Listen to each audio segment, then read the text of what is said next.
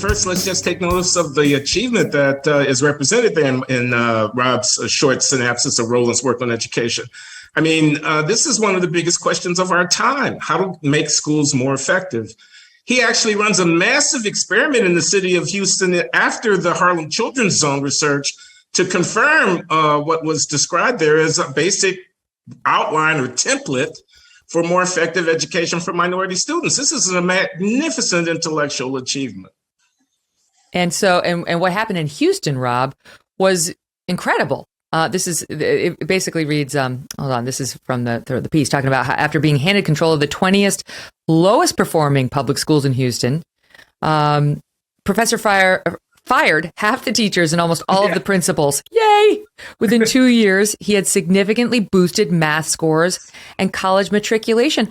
I read this and said, why didn't his work then get expanded to every single struggling community, especially in predominantly Black areas in the country? Why didn't everybody say, oh my God, they're onto something? Fire the bad teachers, set the expectations higher, give the kids more time, use data and all that. What happened after Houston, Rob? Well, it's only a mystery if you assume most of the people in the space actually want to fix the problem. It's not a mystery if you don't assume that.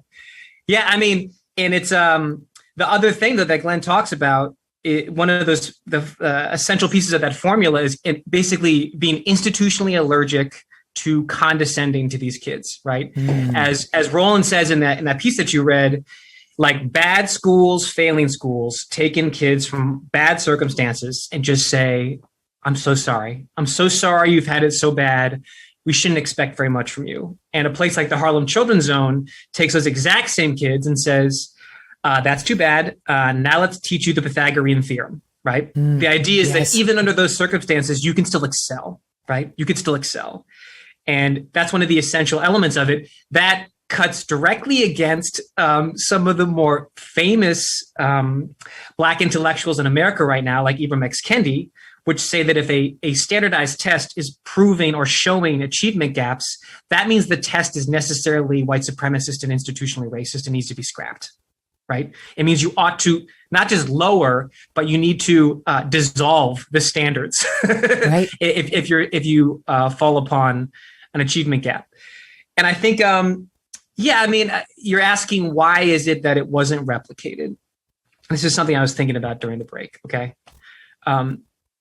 Because let's just zoom back for a second. So in the opening segment with Glenn, I've been fortunate enough to work with Glenn that I know some of his some of the verbal tics that he uses sometimes. And when he was talking about Joe Biden, the first thing that he said with all due respect, right? And when Glenn Loury says with all due respect, he's about to incinerate whoever he's about to talk about, right? He is. He's about to basically be the most eloquent person in the English speaking world and just destroy whoever's about to talk, right? When I interviewed Glenn, and we were talking about Roland and how out of place he was, I did ask Glenn to sort of describe what the Black establishment at Harvard University is like. Well, if someone like Roland can't fit in there, what are these people like? What is it that they care about? What kind of ideology? If I may, forgive me for interrupting you, Rob, but just to tell our audience, Glenn was formerly at Harvard. He was the youngest Black economics professor ever tenured at Harvard.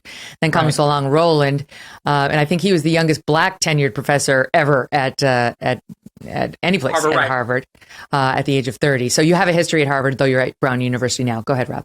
And I will say on camera, when Glenn was about to discuss some of the members of the Black establishment, he also said, with all due respect, right? He said, and he proceeded to do to them what he just did to Joe Biden.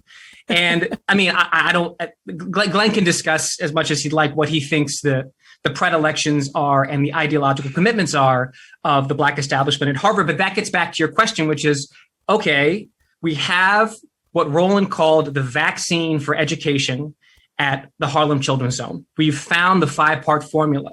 And just like you would basically take and replicate the COVID vaccine, right? Or any vaccine, and then you spread it all across the country, we're going to take this vaccine and inject it in other failing school systems. And that's exactly what he did in Houston. And it worked. I mean, it took a while. I mean, it worked. Why is it that after that success, you wouldn't continue to spread the vaccine? That's the exact same question as, well, what is it that the people that are the Black establishment at Harvard care about? And it unfortunately is not actually about concrete improvements in the lives of poor Black people. It's not. It's not. Well, it's about politics, if I may. Yeah. At the end of the day, that's what this is about. I mean, come on, let's just face it. Charter school debate. I mean, Thomas Sowell has this wonderful book about charter schools. Charter school debate. This is about the National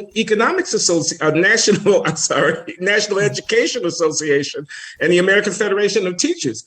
This is about control. This is about, who do the kids belong to? Do the kids belong to the union, or does the union work for the kids? I mean, that's ultimately what this is about. And Roland is caught in, just like on the police research stuff, which I assume we'll talk about, he's caught in this political jigsaw, just like on the debate about acting white, where the real issue is culture a factor in accounting for inequality. And to the extent that it shifts the burden of responsibility in some sense about what to do in the face of the problem of persisting inequality. This is about power at the end of the day. Time is running out to get Genucel's most popular package for 60% off at Genucel.com. During this limited time opportunity, you can get their brand new Ultra Retinol Cream for maximum anti-aging benefits with your order. Only this one-of-a-kind formula can deliver all of the amazing anti-aging benefits of retinol without any of the nasty, harsh, awful side effects. I'm telling you, it's a great deal. You can say hello to looking your best and goodbye to your fine lines, your wrinkles, crow's feet, under-eye bags, even red, blotchy skin. It really will make a difference. Results you will love, guaranteed, or your money back. That's the Genucel promise. Join Genucel's best-in-class rewards program at checkout for an extra 10% off your order and get a complimentary sample gift set. Go to Genucel.com/MK60 now for up to 60% off. Genucel.com/MK60. And right now, every one of their most popular packages that you can buy that includes an extra Genucel product. Lots of free, amazing stuff. Genucel.com/MK60. That's GENUCEL.com/MK60. Genucel.com/MK60. Hey, thanks so much for watching. If you like what you just saw, hit the subscribe button for more clips and full episodes.